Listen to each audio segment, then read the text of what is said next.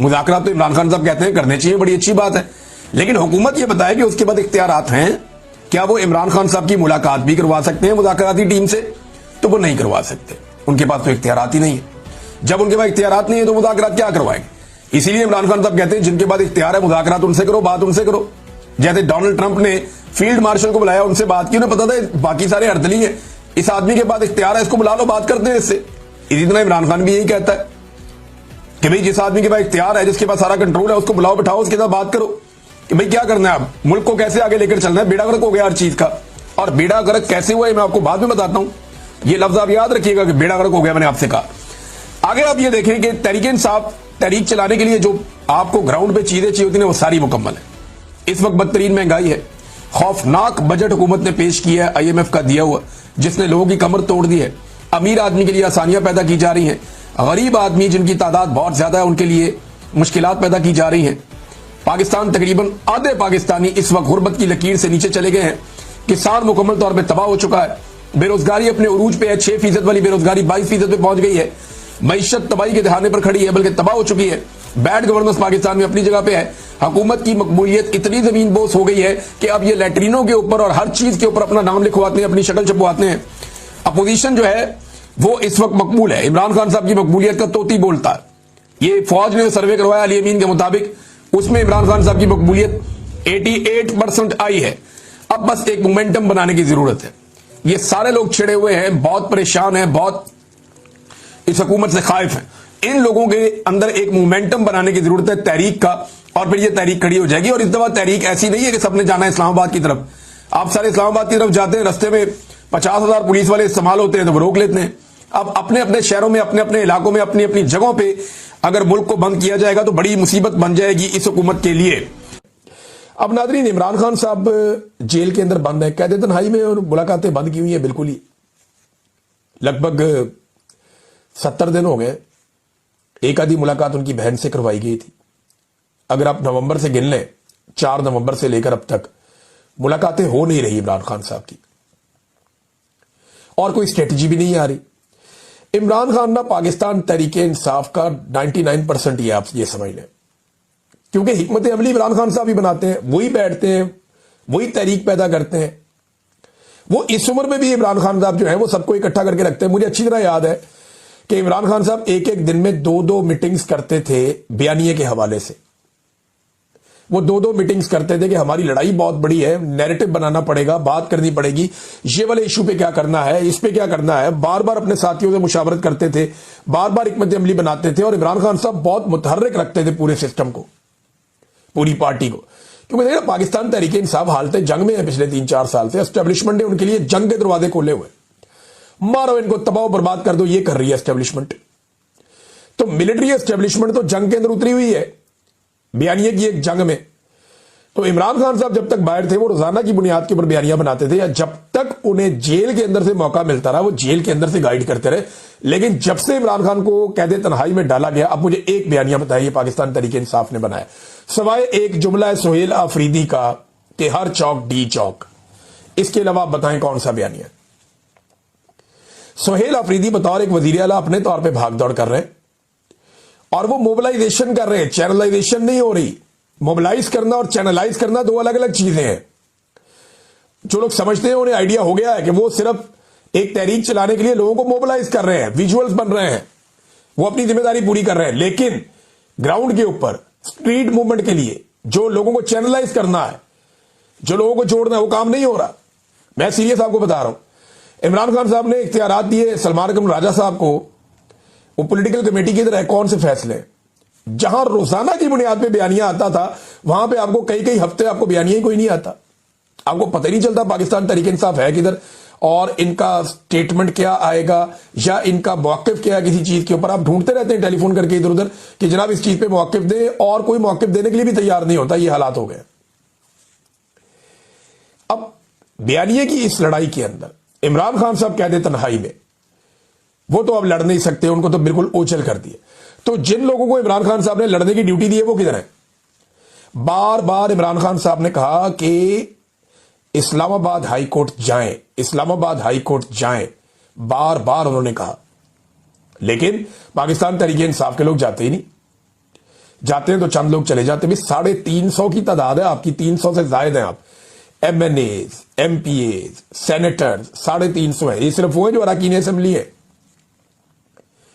ये 300 से ज्यादा लोग चले जाएं अगर रेड जोन में हाई कोर्ट की बिल्डिंग के अंदर, और जजों से अपने वकला के साथ खड़े होकर इंसाफ मांगे, और वकला तंजीमें जो इमरान खान के साथ है वो भी वहां पे उनके साथ जुड़ जाएं, तो शाम के वक्त घसीट की पुलिस बाहर निकालेगी ना, तो रेड जोन है भाई, सारी एम्बेसियां वहां पे, पूरी दुनिया के अंदर रोला जाएगा, पूरी दुनिया के अंदर शोर मचेगा। इस्लामाबाद हाई कोर्ट में सैकड़ों मीडिया वाले पहुंच जाएंगे, बैनुल-अक़वामी मीडिया पहुंच जाएगा, देखो ये क्या हो रहा है पाकिस्तान में।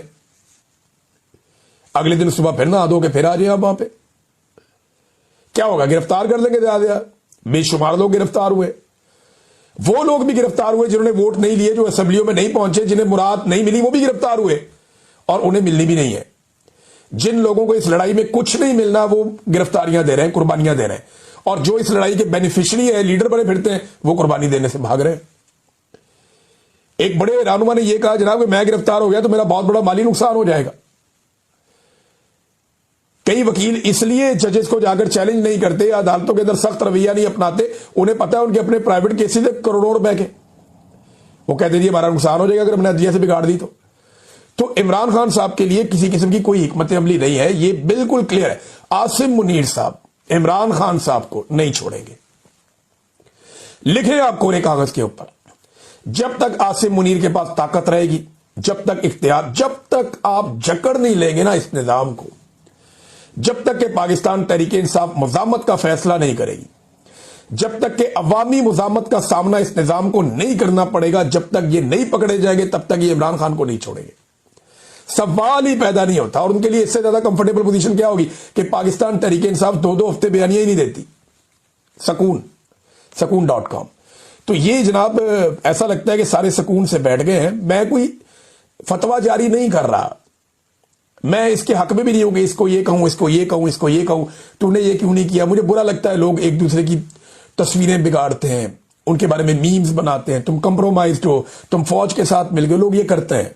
मैं ये नहीं कह रहा, मैं ये कह रहा हूं कि जो आप कर सकते हैं, मुझे पता है पाकिस्तान के अंदर रह के काम करना बहुत मुश्किल है, लेकिन जितना काम किया जा सकता है उतना भी नहीं हो रहा।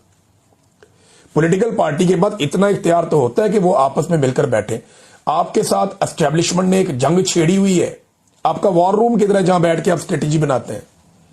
आखिरी स्ट्रेटेजी आपने कब बनाई थी? एक पॉलिटिकल कमेटी बनी है, सुना उसकी कोई मीटिंग 1-2 हुई है, लेकिन पता ही नहीं क्या मीटिंग हुई है, उसका कोई एलामिया, कोई चीज हमारे पास है ही नहीं। वो तहरीके तहफ़्फ़ुज़ आईने पाकिस्तान वाले बैठते हैं, वो बैठ के कोई बात करते हैं, लेकिन उसके बाद सब गायब हो जाता है। वही लोग कोशिश कर रहे हैं। तो ये इमरान खान साहब के साथियों ने इमरान खान साहब के लिए मादरत के साथ जो वो कर सकते हैं वो उन्होंने नहीं किया। हत्ता कि जिन लोगों ने आवाज उठाई ना, उनके लिए भी इन्होंने आवाज 60 दिन की मुद्दत खत्म होने के बाद भी मैं 2 नाम आपके सामने रखता हूं, साबर शाकिर, मोहित पीरजादा, यानी किसी किस्म का महसूल इन दोनों को 85 साल सजा हुई है। हालांकि वो मुआहदे के अंदर लिखा हुआ है कि ये किसके लिए आवाज उठाते हैं? वो इमरान खान के लिए और पाकिस्तान तहरीक इंसाफ के ऊपर ओमान है, ये मिलकर करेंगे। लेकिन डोनाल्ड ट्रंप ने अब एक नया स्टेटमेंट दे दिया। उन्होंने कहा कि तो अगर ये टूल हुआ तो ये टूल अमेरिका की तरफ से और इसी के लिए आयद किए जाए, यानी अगर ये हमने यहां पे टैक्स इकट्ठा करना है किसी ने, तो वो अमेरिका इकट्ठा करेगा और अमेरिका ही लेकर जाएगा यहां से, और कोई नहीं लेगा। और मुआहदा मुकम्मल ना हुआ तो जो मिडिल ईस्ट के ममालिक के लिए गार्डियन एंजल, वो कहते हैं जी हम गार्डियन एंजल हैं, यानी मुहाफिज फरिश्ता हैं मिडिल ईस्ट के ममालिक के लिए, तो हमने जो जिम्मेदारियां अंजाम दी हैं उनके बदले में हमें यह मिलना चाहिए, और हमारे जो मुस्तकबिल के अखराजात हैं उनकी वापसी होनी चाहिए। जो पैसा हमने खर्च किया है वो हम कहां से पूरा करेंगे? डोनाल्ड ट्रंप की ट्वीट का यह मतलब है। वो ये कहता है कि आपने हुर्मुज़ में अगर टैक्स वसूल किया जाएगा तो अमेरिका करेगा और कोई नहीं करेगा। हाँ, तो ये मुमकिन है ना। मैंने बहुत पहले आपको कहा था कि ये ऐन मुमकिन है कि मुस्तकबिल में अमेरिका और ईरान मिलकर आपने हुर्मुज़ से टैक्स इकट्ठा करे और अरब बेचारे पैसा देने पर मजबूर हो और ईरान को इससे छूट हो, क्योंकि अमेरिका को तो पैसों में दिलचस्पी होती है।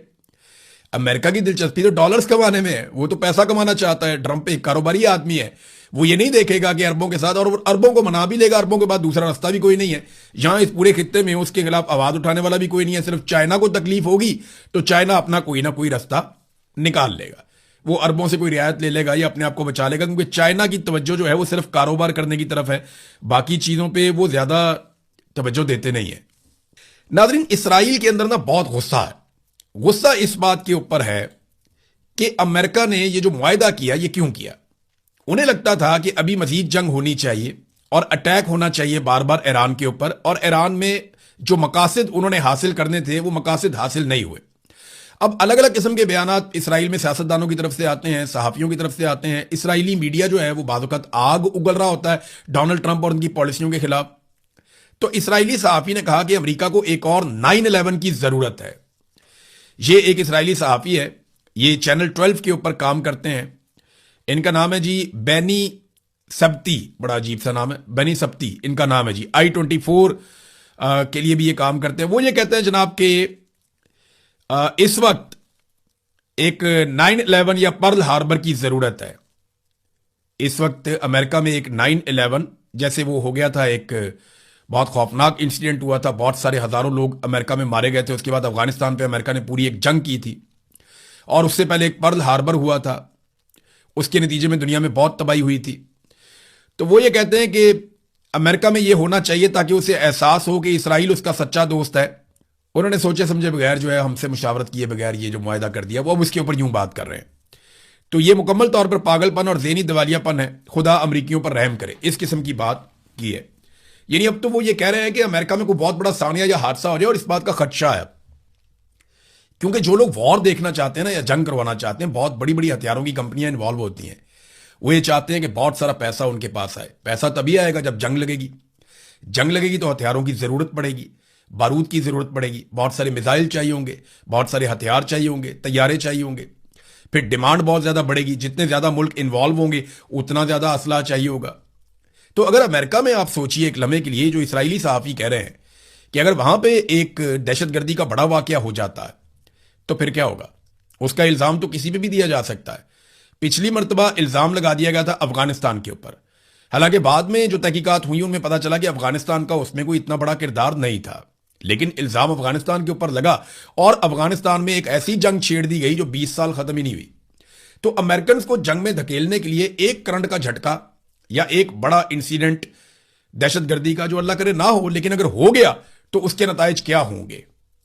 और कोई भी फॉल्स फ्लैग ऑपरेशन भी हो सकता है, हम कुछ नहीं कह सकते इस वक्त। लेकिन चले हम इन चीजों के ऊपर नजर रखते हैं। और ये जो स्टेटमेंट है इसराइली सहाफी की जानिब से, या इस किस्म की जो बार बार बातें की जा रही हैं, ये फ्रस्ट्रेशन को जाहिर करता है कि नेतन्याहू की गवर्नमेंट जो टारगेट अचीव करना चाहती थी ईरान में, वो नहीं हो पाए। नाज़रीन, अब पाकिस्तान के अंदर से एक दो खबरें मैं आपको बताता हूं। नंबर एक तो यह है कि आजाद कश्मीर में एक घटिया खेल खेला जा रहा है और हम सब वो खेल देख रहे हैं। लोग बार बार यकीन दिलाते हैं, मैंने आपको लोगों की आवाज सुनवाई, उनकी बातें सुनवाई।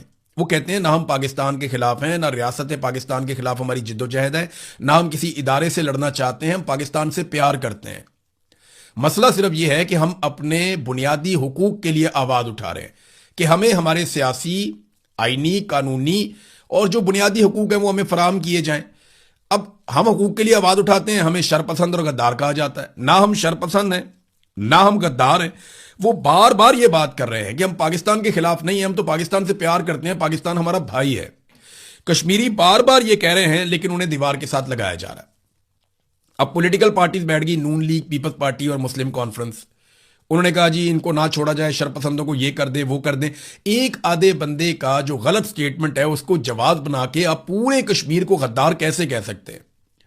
वहां पे लाखों लोग एहतजाज के अंदर शामिल होते हैं, घर जाते हैं, फिर आते हैं, फिर बैठते हैं, फिर एहतजाज करते हैं। तो इतनी बड़ी तादाद में जो लोग आते हैं, क्या ये सारे गद्दार हैं?